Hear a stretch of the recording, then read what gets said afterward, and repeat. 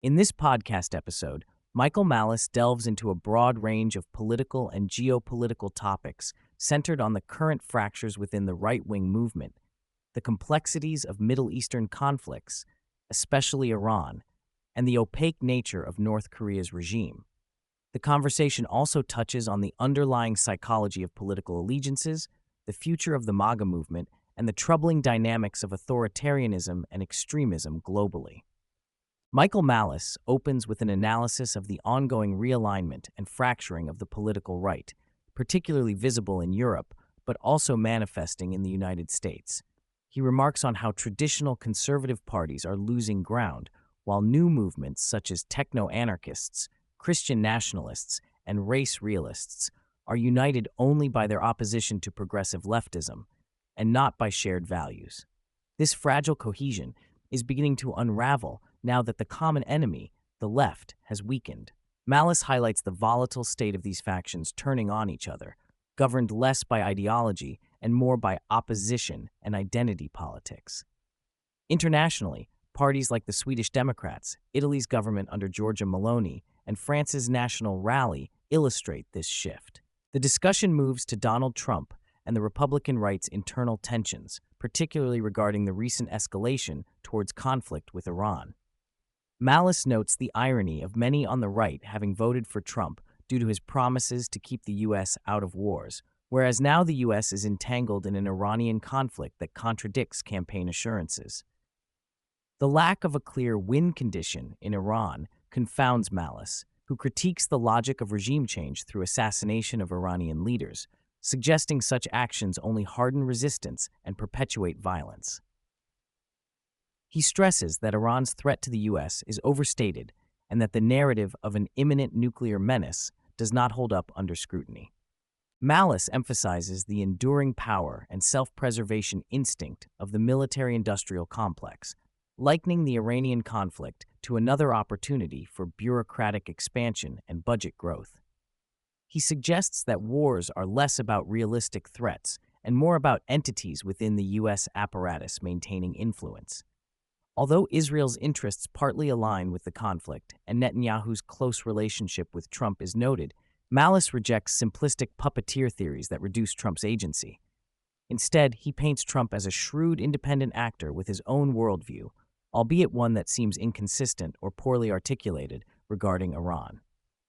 Malice expresses concern about encouraging Iranian citizens to rise against their government without concrete support, recalling parallels with chaotic U.S. withdrawals from Afghanistan and failures in Venezuela. He warns that absent sustained backing, protesters could be brutally crushed, deepening chaos and radicalization. Logistical challenges in ousting the Iranian regime are outlined, including the power of the IRGC, secret police, and factional loyalties. The potential for civil war and instability is high, especially if groups like the Kurds are armed, further complicating the region's fragile balance. Malice paints a cautionary picture of unintended escalation and blowback. The war's repercussions on American domestic politics within the right are considered, focusing on J.D. Vance's challenging position, trying to straddle loyalty to Trump and opposition to the Iran conflict. Malice doubts Vance can successfully navigate this divided path given Trump's intolerance for dissent. The broader Republican field could fragment seriously before the 2028 nomination, with potential stalking horse candidates seeking personal gain rather than sincere bids for leadership. Trump's unique position as a unifying but polarizing figure is underscored, alongside MAGA supporters' continued loyalty despite policy inconsistencies. Malice and the hosts discuss the difficulty Western societies face in comprehending extremist ideologies, particularly radical Islamism. Malice rejects the simplistic universalist notion that all humans think alike, highlighting how difference in cognitive frameworks makes empathy and understanding across ideological divides challenging. The use of extreme violence by Islamists, such as attacks targeting civilians, is explored as principled within their framework, if tragic and horrifying from a Western perspective. This ideological dissonance complicates both policy and social discourse, as Western democratic values are ill-equipped to parse motivations grounded in theocratic militancy. Drawing on personal and historical insights, Malice describes the lived reality of totalitarian societies like North Korea, underscoring the stark contrast with Western freedoms. He recounts how in such countries fear permeates daily life. Communities navigate systems of surveillance and repression, and public facades mask private truths. The concept of social credit or caste-like structures, government-engineered famines used as weapons, and pervasive propaganda create a society where normal human behaviors are distorted by political trauma. Despite this harshness, he notes the persistence of humanity, humor, and community bonds among ordinary North Koreans, rendering their circumstances heartbreaking. The podcast recounts North Korea's historical emergence post-World War II as a product of colonial trauma, Cold War divisions, and the imposition of competing ideological regimes. While Western narratives emphasize Soviet and Chinese influence, North Korean mythology credits the nation's great leader, Kim Il-sung, with heroic self-reliance and ethnic purity. The state's unique ideology, Juche, represents a radical nationalism asserting Korean exceptionalism and self-sufficiency. The regime's claims of purity and victimhood shape national identity and justify extreme insularity. North Korea's hereditary leadership stands in contradiction to communist principles, but is ideologically rationalized as necessary for preserving the state's essence. Kim Jong-un's leadership style is dissected, dismissing caricatures of madness and treating him as a calculated autocrat with clear strategic aims.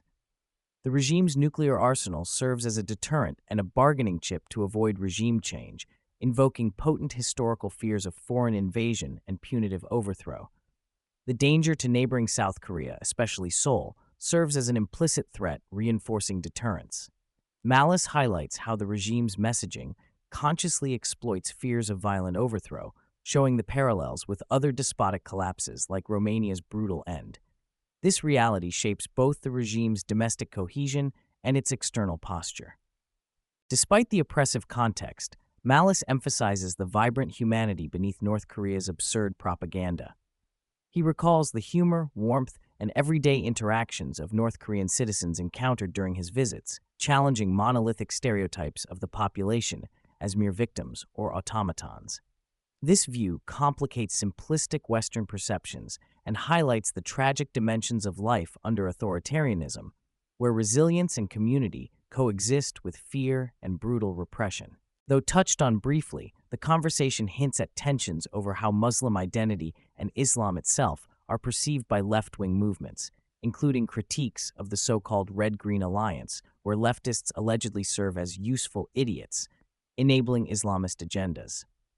There is an implicit call to learn from history by recognizing the contradictions in supporting ideologies inherently opposed to Western liberal values. Touching on broader themes of ideological incoherence and alliance building in contemporary politics.